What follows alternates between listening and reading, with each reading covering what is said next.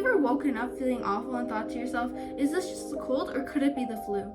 It can be easy to mix them up, but in this video, I'm going to explain the difference between them and how you can decipher them by yourselves. First off, let's dive into the common cold, including its symptoms, along with the causes externally and internally. So some symptoms, according to the CDC, include runny nose or nasal congestion, coughing, sneezing, sore throat, headache, mild body aches, and fever.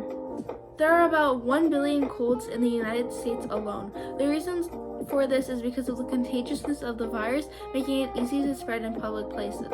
What happens is when people cough, sneeze, or blow their nose, this virus goes into tiny air droplets which spread to other people. This virus not only spreads through air droplets, it can also spread through objects, making it very easy to transport among people.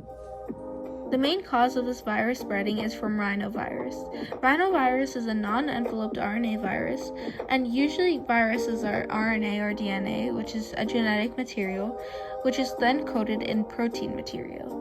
When someone is contaminated by this virus, the mRNA from the virus gets translated into the host cell. More specifically, rhinovirus binds to the molecules called ICAM1, which stands for intercellular adhesion molecule, and when there's an attachment between the virus and the molecule, there's an uncoating of the protein layer, which causes the rhinovirus's RNA to be able to inject itself into the host cell. When these cells get infected in the host cell, they release histocine, which can cause the symptoms of a cold. While it may be annoying to have a runny nose and the symptoms that come with having a cold, it actually is your body's way of fighting off antigens, which is the rhinovirus's effects. White blood cells and macrophages release inflammatory factors, which is the mucus, when they see a growing virus. By causing sneezing and all the mucus, they are actually trapping and trying to release the virus from your system. Now let's move on to the flu, also known as influenza.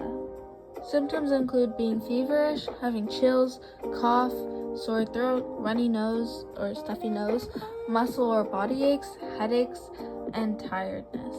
As you may notice, there is some overlap with the symptoms between the cold and the flu. However, it is important to note that the cold has milder symptoms than the flu.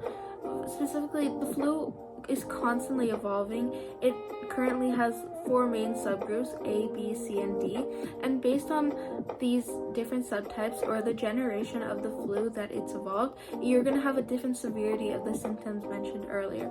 Influenza is specifically very infectious because of all the antigens that it has that go into the human body that the human body immune system doesn't have antibodies for.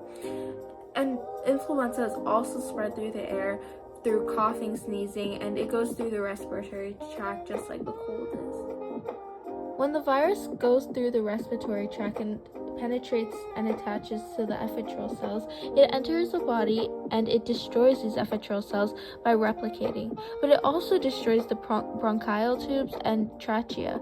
As mentioned earlier, our body does not have antibodies against the flu, which is part of the reason why we have the flu shot, a shot that teaches and nudges our cells about the virus to encourage our body to make antibodies. This is also why it is important to get a flu shot every year, since the structure of the virus changes every year, meaning the previous flu shot may not have been effective anymore. Every year is a new updated shot, so to avoid the horrible symptoms mentioned above, make sure you get an annual shot every year.